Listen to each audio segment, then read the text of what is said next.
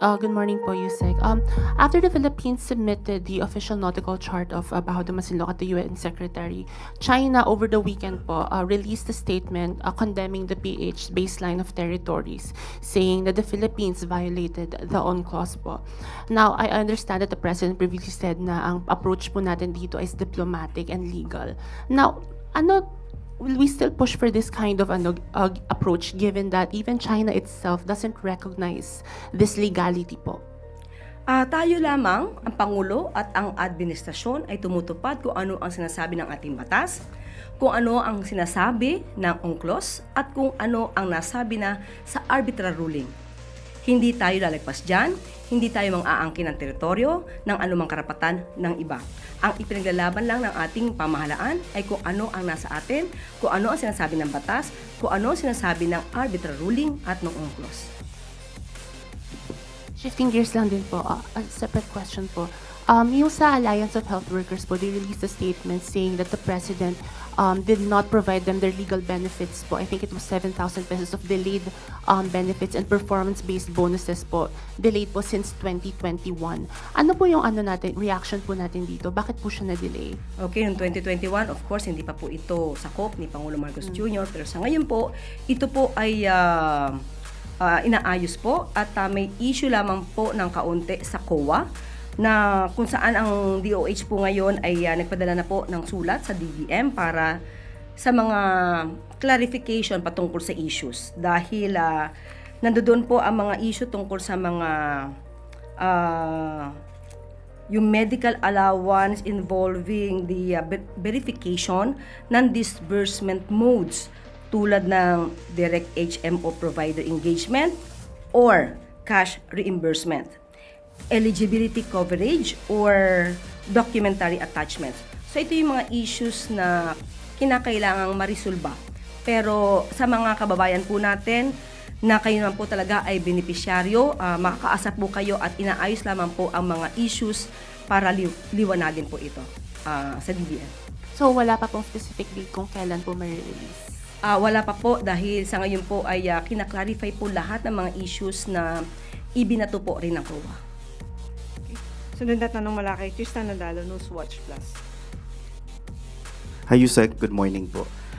Si Defense Secretary Gibo Teodoro said elected officials who side with China's position on the West Philippine Sea should consider resigning because they swore to uphold the Constitution, Philippine laws, and the country's 2016 arbitral victory. And then you have Davao lawmaker Pulong Duterte accusing Teodoro of demonizing China and acting as if he were imposing a loyalty test. So for Malacanang po, does Malacanang view or echo the call of Secretary Teodoro for pro-Beijing officials to disclose their allegiance and resign eventually? Sinabi niya talaga yun? Ang sabi po niya sa press sa kanyang kapihan sa Of course, first, about loyalty test. Pangalawa, ano yung pinakahuli sinabi niya? Ang sabi po ni demonizing China. And then, yung pinakadulo. Sabi po ni Davao lawmaker Duterte, acting as if he were imposing a loyalty test. So, Ang pinag-uusapan po natin dito ay mga Pilipino. Pilipino na ang dapat ang puso ay para sa Pilipinas lamang. Hindi pinag-uusapan dito ang loyalty. Lahat tayo mga Pilipino, dapat ang puso, ang paninindigan, ang ipaglalaban ay ang bansang Pilipinas lamang. So kung kay Congressman Pulong Duterte ay pinag-uusapan ang loyalty ng Pilipinas, rather ng mga Pilipino sa Pilipinas, lubhang katakataka. Very alarming para si isang katulad niya na mambabatas na lubhang parang nagpapakita na ang kanyang loyalty ay hindi solido sa Pilipinas. So wala tayong nakikita na mali. No? Ang Pangulo, ang administrasyon ay wala nakikita na mali sa tinuran ni Secretary Gibo Teodoro. Ito ay pagpapakita ng pagmamahal sa ating bansa. Ang sabi nga ng Pangulo, pagdating sa pagpaprotekta sa ating interes, kahit anuman ang ating kulay, kahit magkakaiba ang pananaw sa ibang issues, pero ang patungkol sa pagmamahal sa bansa, hindi ito pinag-uusapan. Huwag nating ang mga issues patungkol sa maging magandang relasyon sa bansang China ay iba sa issue ng pagprotekta sa ating interes. Totoo na meron tayong magandang relasyon sa China patungkol sa trade, investment, negosyo. Hindi yan usapin. So hindi pwedeng pagsamahin ang pagninegosyo, magandang relasyon sa China sa pagpoprotekta sa interes ng Pilipinas. So ano po ang mensahe niyo, ma'am, to elected officials who might be echoing China's narrative as observed by defense officials? Mas maganda po siguro talaga kung kayo po ay nagpapakita ng katulad ng pananaw ni Congressman Pulong Duterte. Mas magandang lumatad na sila para makita natin kung sino ba talaga ang totoong nagmamahal sa bansang Pilipinas. Follow-up, still on China, ma'am. Over the weekend, nilabas po ng China yung implementing rules for its nature reserve in Scarborough Shoal because last year, or in recent months, naglabas po sila ng white paper on Scarborough Shoal. The rules indicate establishing routine patrols, legal penalties for violators, and requiring prior approval before activities are allowed into the nature reserve. How concerning is this for the Philippine government? Batas nila yan, pero meron tayong sariling batas. Batas natin na pwede ning ipatupad.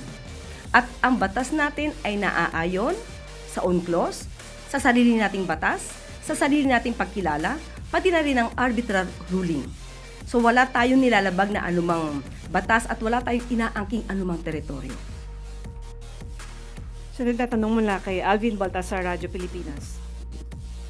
Yusek, magandang umaga po.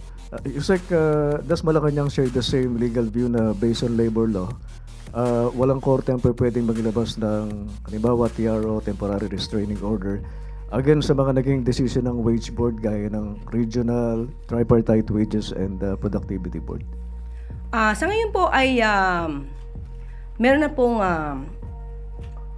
ginagawa po na dokumento at pagtutol, although of course ginagalang natin ang lahat ng korte, pero ang pamahalaan, ang administrasyon ay meron naman din pong karapatan na ihayag kung ano ang nararapat para sa ating mga kababayan at sa ating mga manggagawa. Lumalabas po kasi na ang dapat na naging remedyo ng sino man na sanang may concern dito ay nagsampa ng apila sa sa Regional Tripartite Wages and Productivity Board, no, ipa-file ito ng apila at hindi sana sa korte. So anyway, ang Office of the Solicitor General ay ready naman po na ipaglaban po ang wage order na naipasa po para sa ating mga manggagawa. Kasi yung TRO yata, Yusek, good for 20 days. So, pumapatak na hanggang August 13. So, are we confident, Yusek, na after 20 days or after August 13, pwede nang ma-implement, hindi naman ura-urada, pero ma-i-implement yung 85 peso wage increase para sa National Capital Region? Hindi ko po kayang mag-speculate kung ano ang mga susunod na mangyayari at ayoko rin pangunahan din po ang korte, pati po ang Office of the Solicitor General. Pero sa ngayon po ay ipinaglalaban ang stance ng ating pamahalaan patungkol sa wage order para sa ating mga kababayan sa NCR. Follow-up question mula kay Christian Yusores, DZMM. Yusek, nakarating po ba kay Pangulo yung balita tungkol po doon sa paglalabas ng TRO ng Pasig RTC sa wage hike, and nagbago po ba yung posisyon niya tungkol po doon sa mga panawagan sa legislated wage hike? Kasi di pa po laging binabagin ng Pangulo na may mga regional wage boards na magtatrabaho para tiyakin na merong review at pagpapatupad ng dagdag sahod. Anong ibig mong sabihin kung nagbago yung kanyang pananaw? Kung will he support now yung mga calls for a legislated wage hike sa Congress? Ang pagbibigay naman po ng tamang wage or sweldo sa ating mga manggagawa, ito naman po ay nais ng Pangulo. Kaya hanggat wala pang nagagawa na batas patungkol po dito, tuloy-tuloy po ang pagtatrabaho ng pamahalaan at ng Regional Tripartite Wages and Productivity Board para po matugunan ang pangangailangan ng ating mga kababayan. Sunod na tanong mula kay Bernadette Tamayo, The Manila Times. Ma'am, Senator Amy Marcos has sought a Senate inquiry on the Pac Silica venture. She claimed po na there are farmers in Capas-Tarlac who were told to stop planting para daw supposedly to prepare the land for the establishment of the tech hub. What's the reaction of the palace on this matter po? Hindi naman napipigil si Senator Amy sa kanyang mga gusto. At siguro mas maganda po na malaman niya kasi ang pinag-usapan dito ay mga farmers. Since 2019 po, 2019 pa, during the 2019 SEA Games, nagkaroon na po ng tinatawag nating buildable areas. Ito po ay allocated na since 2019. So, sa lugar na ito ay dapat wala ng farmers dahil ito po nga ay na-approve na bilang buildable zones. At meron naman pong natitira na 6,000 hectares na reserve para sa open green spaces, forest reserves, and designated zones for upland farming. So, maliit lang po ang mauokupan nito. 3,500 hectares ang kabuuan ng buildable zones. At doon po, maaaring ilagay itong proyekto regarding Pac Silica. So, hindi po makaka-apekto to sa ating mga farmers. Follow up po. Ma'am, sinabi rin po ni Senator Marcos na hindi daw po sapat yung konsultasyon sa mga komunidad na maapektuhan itong Pac Silica deal.